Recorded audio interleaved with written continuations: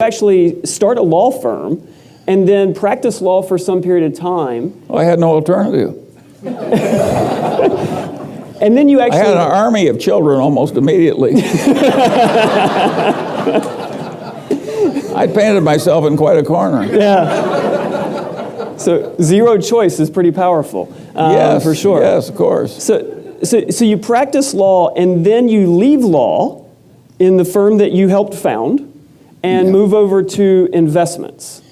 Well, but help us understand that. That sounds miraculous. In fact, it was rather interesting.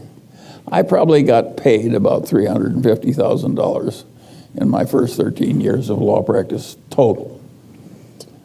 And I had an army of children and no capital to start with. And when I chose this alternative career, I had over $300,000 in liquid instruments. So I had, and that was 10 years of living expenses.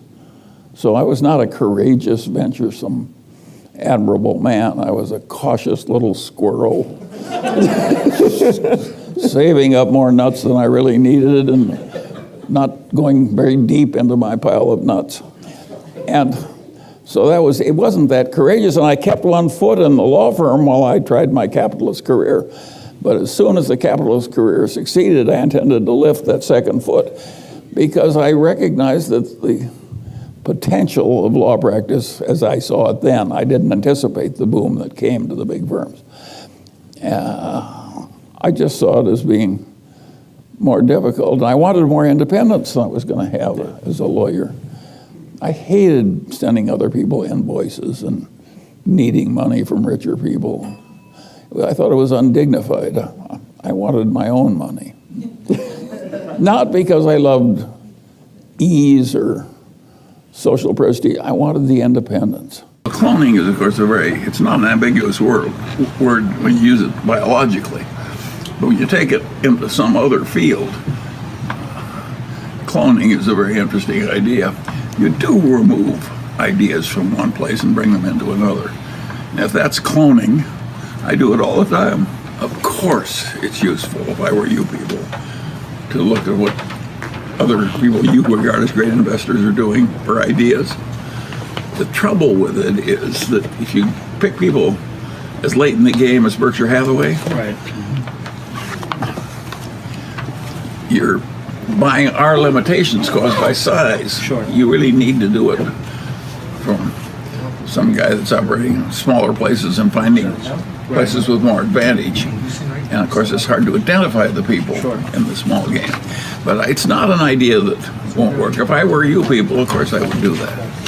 What do you mean? I would want to know exactly what the shrewd people were doing, and I would look at every one of them, of course.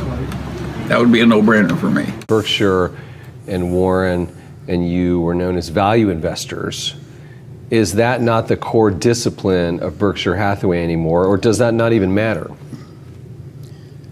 Well, you got to remember that in our way of thinking, all intelligent investment is value investment.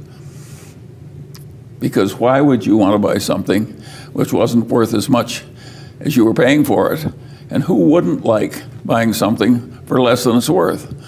So the only difference when people talk about value investor, you're always a value investor. Now, there are various ways to look for value investments, just as there are various places to fish.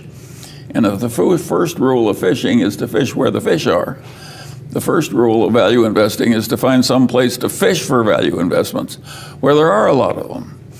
And, of course, it's gotten hard in the United States to find easy value investments because the world is so competitive. And that accounts for a lot of what you see in Berkshire, where we buy securities like Apple that we wouldn't have bought in the old days when we had more mundane things that were serving us very well.